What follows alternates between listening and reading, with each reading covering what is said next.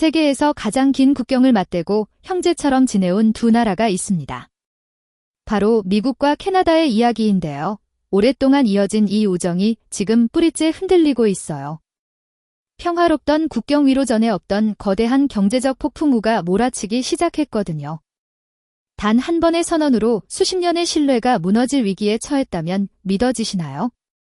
오늘 우리는 한 나라의 운명을 바꿀 수도 있는 관세 전쟁의 서막을 살펴보려고 합니다. 발단은 트럼프 전 대통령의 충격적인 SNS 게시물 하나였습니다. 캐나다에서 들어오는 모든 수입품에 대해 25%의 관세를 매기겠다고 선언한 것이죠.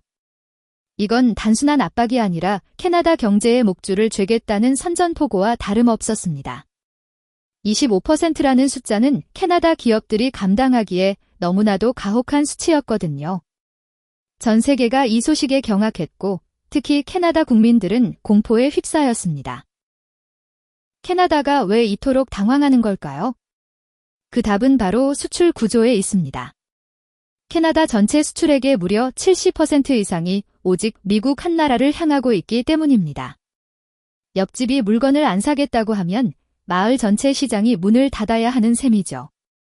이런 극단적인 의존도는 수십 년간 캐나다의 축복이자 가장 큰 장점이었습니다. 하지만 이제 그 축복은 가장 치명적인 독이 되어 돌아오고 말았습니다. 관세 폭탄 예고가 나오자마자 금융시장은 즉각적으로 반응했습니다. 캐나다 달러 가치는 곤두박질 쳤고 주식시장은 비명을 질렀습니다. 투자자들은 앞다투어 자금을 회수했고 시장에는 공포가 전염병처럼 번졌죠. 수입 물가가 오를 것이 뻔해지자 서민들의 한숨도 깊어만 갔습니다. 이건 단순한 숫자의 변화가 아니라 삶의 근간이 흔들리는 문제였으니까요. 캐나다는 세계적인 자원 부국이지만 이것이 오히려 발목을 잡고 말았습니다. 석유, 천연가스, 목재 같은 원자재를 미국에 파는 것에만 너무 안주했던 것이죠. 이른바 자원의 저주라고 불리는 현상이 캐나다 경제의 혁신을 가로막은 겁니다. 땅만 파면 돈이 나오니 미래 산업에 투자할 유인이 부족했던 것이 사실이니까요. 그 결과 미국이라는 유일한 구매처가 돌아서자 대안이 전혀 없는 상황이 됐습니다. 엎친 데 덮친 격으로 내부 상황도 좋지 못합니다. 캐나다의 부동산 가격은 이미 미쳐 있거든요. 세계에서 가장 심각한 수준의 부동산 버블이 언제 터질지 모르는 시한폭탄 같습니다. 영혼까지 끌어모아 집을 산 청년들은 이제 막대한 이자 부담에 시달리고 있죠. 관세 폭탄으로 경기가 침체되면 이 부동산 시장부터 무너질 가능성이 큽니다. 영끌의 청구서가 가장 잔인한 타이밍에 날아온 셈이나 마찬가지입니다. 과거의 두 나라는 국경 검문조차 형식적일 정도로 가까운 사이였습니다. 미국인과 캐나다인은 서로를 이웃 그 이상의 가족처럼 여겼었죠. 경제 공동체로서 누렸던 수많은 혜택은 당연한 권리처럼 느껴지기도 했습니다. 하지만 정치는 비정했고 신뢰보다는 자국의 이익이 우선시되는 시대로 변했습니다. 어제의 형제가 오늘의 적이 되는 데는 긴 시간이 필요하지 않았습니다. 미국이라는 거대 시장 바로 옆에 있다는 건 캐나다의 엄청난 특권이었습니다. 물류비도 거의 들지 않고 말도 통하는 최고의 고객이었으니까요. 하지만 그 안락함에 젖어 다른 시장을 개척하는데 너무 소홀했던 것이 패착이었습니다. 결국 그 특권은 캐나다를 가두는 보이지 않는 거대한 함정이 되고 말았습니다. 이제 함정에서 빠져나가려 해도 몸집이 너무 커져버린 상태죠. 이 절체절명의 위기 속에서 캐나다는 새로운 인물에게 기대를 걸기 시작합니다. 전직 중앙은행 총재이자 세계적인 경제학자인 마크 카니가 그 주인공입니다. 침몰해가는 경제를 구할 구원투수로 그의 이름이 여기저기서 거론되고 있죠. 그는 과연 성난 트럼프의 관세 폭탄을 막아낼 수 있는 방패가 될 수 있을까요? 모두가 그의 입을 주목하며 캐나다의 다음 행보를 기다리고 있습니다. 인구 4천만의 나라가 이제 국가적 존망을 건 생존 게임을 시작합니다. 단순한 무역 분쟁을 넘어 나라 전체의 체질을 바꿔야 하는 시간이죠. 미국이라는 거대 공룡의 발짓 한 번에 캐나다는 과연 무너지고 말 것인가? 아니면 이 위기를 기회 삼아 진정한 독립경제로 거듭날 수 있을까요? 본격적인 전쟁은 이제부터 시작입니다. 다음 장면에선 그 치열한 반격을 살펴보겠습니다. 왜 캐나다는 미국 외에는 다른 대안을 전혀 생각할 수 없었던 걸까요? 단순히 지리적으로 가깝기 때문이라고 생각하셨다면 그건 절반만 맞는 이야기예요. 이 거대한 의존성의 진짜 뿌리를 찾으려면 캐나다의 땅 밑을 들여다봐야 합니다.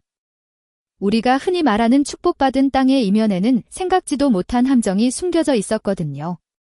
지금부터 그 흥미롭고도 씁쓸한 경제적 내막을 하나씩 설명해 드릴게요. 캐나다의 드넓은 영토 아래에는 엄청난 양의 오일샌드가 매장되어 있어요. 이건 모래와 기름이 섞인 형태인데 캐나다를 세계적인 산유국으로 만들어준 1등 공신이죠.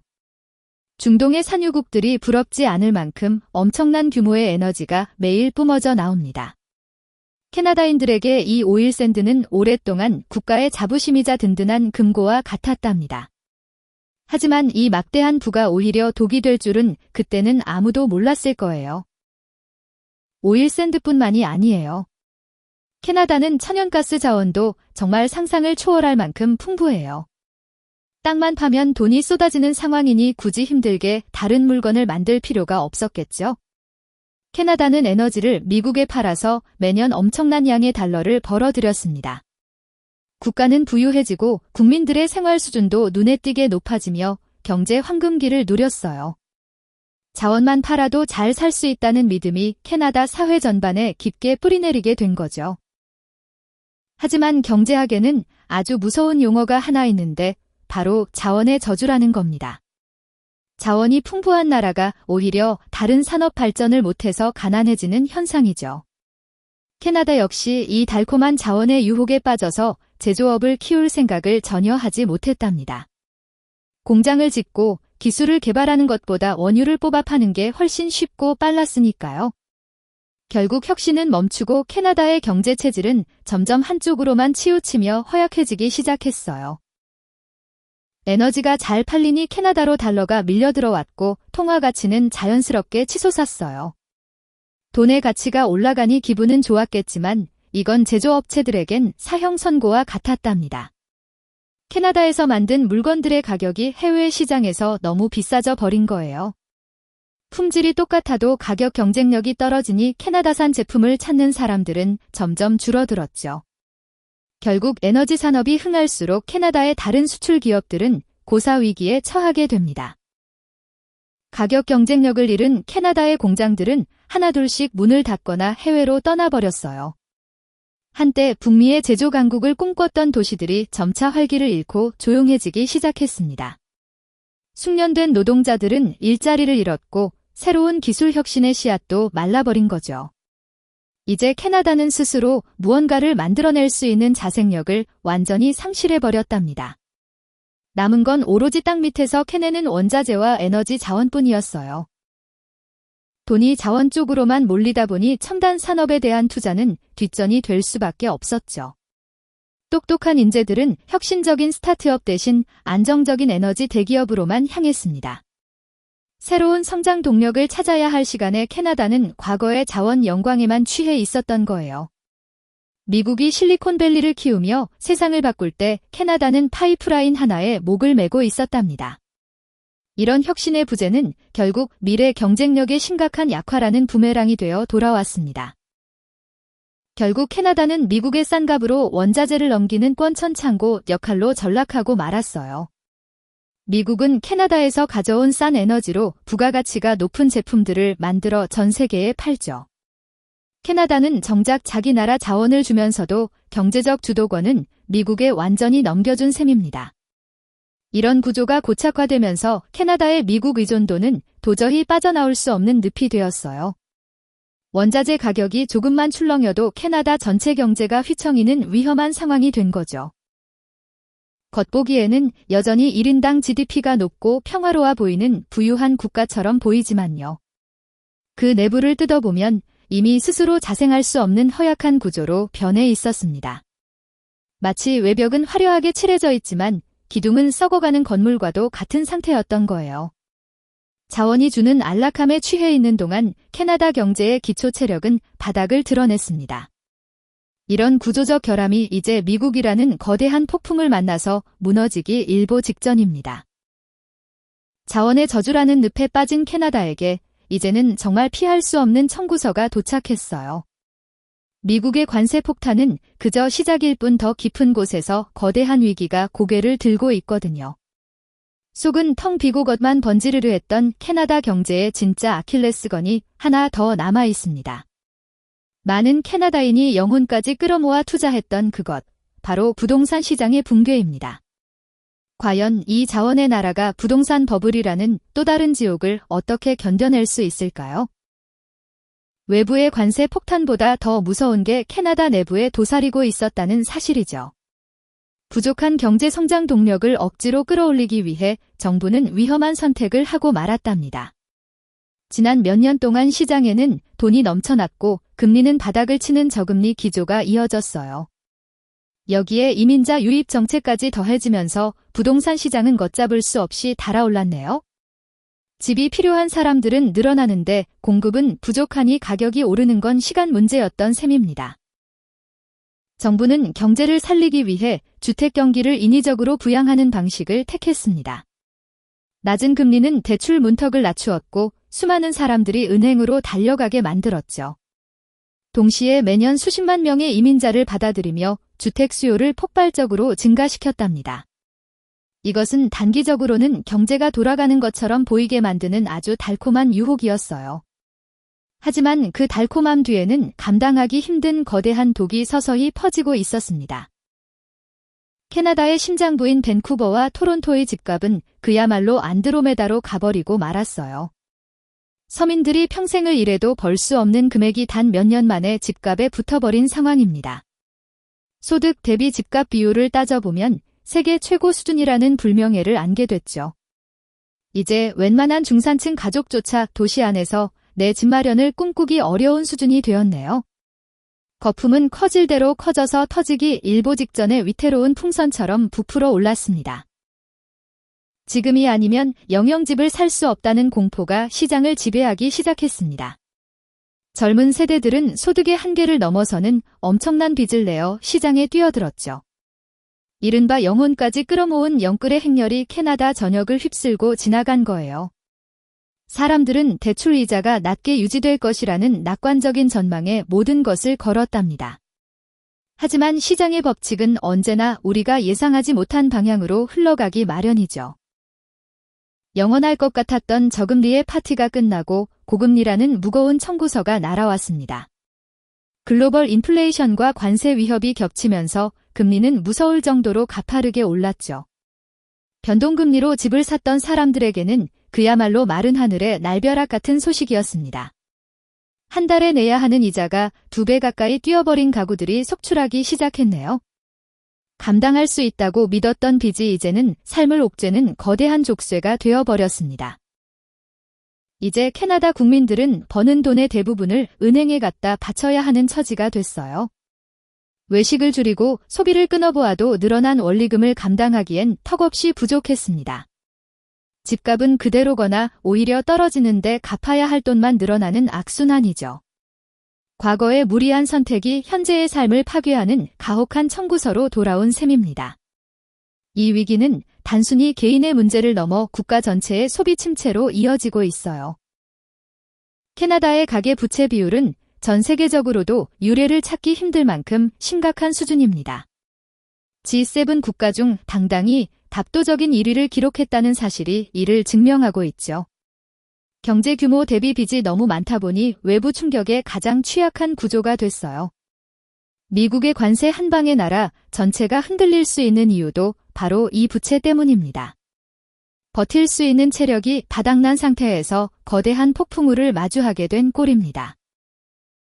실제로 소득의 절반 이상을 원리금 상환에 쓰는 가구가 기하급수적으로 늘었습니다. 월급을 받아도 통장을 스쳐 지나갈 뿐 생활비조차 남지 않는 가정이 허다하죠. 이들은 이제 저축은커녕 하루하루를 버텨내는 것조차 버거워하고 있답니다. 부동산으로 부자가 될 줄 알았던 꿈은 어느새 생존을 위협하는 악몽이 됐네요. 가계의 가용소득이 사라지면서 캐나다의 내수 경기는 빠르게 얼어붙고 있습니다. 외부에서는 트럼프의 관세 폭탄이 날아오고 내부에서는 부채 거품이 터지려 합니다. 이중고에 빠진 캐나다 경제는 그야말로 진퇴양난의 위기에 빠진 상황이에요. 관세 때문에 수출이 막히면 소득이 줄고 줄어든 소득은 부채 위기를 더 키우겠죠. 어디서부터 손을 써야 할지 모를 정도로 꼬여버린 실타래와도 같은 형국입니다. 폭발 직전의 압력솥처럼 내부의 열기가 임계점을 향해 빠르게 치닫고 있습니다. 관세 폭탄이 떨어지기도 전에 내부의 부채 폭탄이 먼저 터질지도 모릅니다. 부동산 시장의 붕괴는 곧 캐나다 금융 시스템 전체의 위기로 번질 수 있는 뇌관이죠. 정부는 이 위기를 막기 위해 필사적으로 새로운 구원투수를 찾기 시작했습니다. 과연 무너져가는 이 거대한 둑을 누가 막아낼 수 있을지 전 세계가 주목하네요. 이제 캐나다의 운명을 건 마지막 승부가 시작되려 하는 아주 긴박한 순간입니다. 절체절명의 위기 속에 빠져버린 캐나다는 결국 강력한 구원투수를 소환하기로 했어요. 나라의 명운이 걸린 이 중요한 시점에 모두가 한 사람의 입을 주목하기 시작했답니다. 그는 이미 수차례 경제 위기를 극복하며 그 실력을 전 세계에 입증한 인물이었거든요. 과연 무너져가는 캐나다 경제를 다시금 일으켜 세울 수 있을지 기대가 모이고 있어요. 긴장감이 감도는 가운데 드디어 새로운 경제사령탑이 대중 앞에 모습을 드러냈습니다. 그 주인공은 바로 영란은행과 캐나다 중앙은행 총재를 지낸 마크 카니입니다. 전설적인 금융인이라 불리는 그가 이제는 캐나다 정부의 특별 고문으로 등판한 것이죠. 금융시장의 생리를 누구보다 잘 알기에 그의 한마디는 시장에 엄청난 파장을 일으켜요. 세계적인 중앙은행 두 곳을 이끌었던 그의 경험이 지금 캐나다에 절실히 필요합니다. 사람들은 그가 던질 새로운 해결책이 무엇일지 숨을 죽이며 그의 분석을 기다리고 있답니다. 카니 전 총재는 등판하자마자 아주 날카로운 경고의 메시지를 먼저 던졌습니다. 단순히 미국의 눈치만 살필 때가 아니라 경제 체질을 완전히 바꿔야 한다고 말이죠. 지금의 방식으로는 다가올 관세 폭탄을 절대로 견뎌낼 수 없다는 것이 그의 진단이에요. 땜질식 처방이 아닌 뿌리부터 바꾸는 거대한 개혁이 필요하다는 점을 강조했습니다. 그의 단호한 목소리는 캐나다 경제계에 엄청난 경종을 울리며 큰 충격을 주었답니다. 그가 제시한 첫 번째 해결책은 바로 부동산에 묶인 돈을 풀어주는 것이었습니다. 집값 올리기에만 열중하던 자본들을 이제 첨단 산업으로 과감히 돌려야 한다는 거죠. 생산성 없는 부동산법을 대신에 미래 먹거리인 기술에 투자해야 한다는 논리예요. 반도체와 AI 같은 고부가 가치 산업이 캐나다의 새로운 성장 엔진이 되어야 합니다. 돈의 흐름이 바뀌어야만 국가의 운명도 비로소 바뀔 수 있다는 아주 강력한 메시지죠. 두 번째는 미국에만 지나치게 목매던 공급망을 전면적으로 다변화하는 것입니다. 한 시장에만 의존하는 구조는 언제든 무너질 수 있는 위험한 도박과도 같거든요. 아시아와 유럽 등 새로운 파트너를 찾아 교역의 통로를 넓히는 것이 생존의 열쇠예요. 위험을 분산해야만 외부의 충격이 와도 쉽게 흔들리지 않는 튼튼한 나라가 된답니다. 이제 캐나다는 세계 지도 위에서 새로운 경제 동맹의 지도를 다시 그리고 있습니다. 그런데 여러분, 이 이야기가 단순히 멀리 있는 캐나다만의 일이라고 생각하시나요? 특정 시장에 대한 과도한 의존도는 우리에게도 언제든 칼날이 되어 돌아옵니다. 자원이나 한 나라의 정책에 기대어 살면 변화의 파도에 휩쓸려 가기 십상이거든요. 캐나다가 겪고 있는 이 고통스러운 과정은 모든 국가에게 주는 중요한 예방주사 같아요. 우리 주변을 둘러싼 경제적 환경도 결코 예외가 될 수 없다는 사실을 잊지 마세요.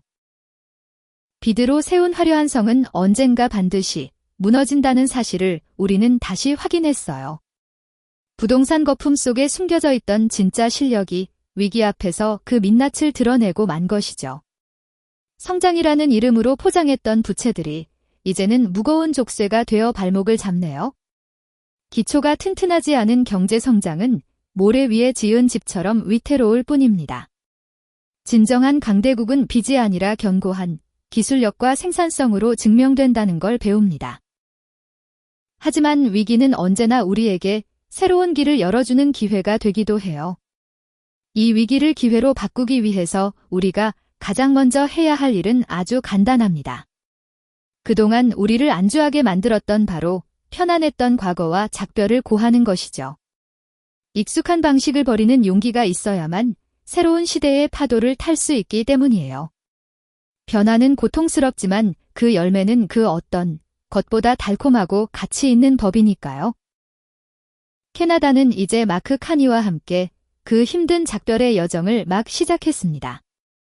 과거의 영광에만 머물러 있지 않고 더 넓은 세상을 향해 발을 내딛고 있어요. 부동산 대신 기술을 택하고 의존 대신 자립을 선택한 그들의 도전이 시작된 거죠. 이 과정은 분명 쉽지 않겠지만 성공한다면 전 세계의 새로운 롤모델이 될 수 있습니다. 변화를 두려워하지 않는 캐나다의 내일이 어떤 모습일지 정말 궁금해지는 시점입니다. 오늘 우리는 캐나다의 위기와 그 속에서 찾아낸 희망의 메시지를 함께 살펴보았어요. 트럼프의 관세 폭탄이라는 거대한 위협이 오히려 체질 개선의 신호탄이 된 셈이죠.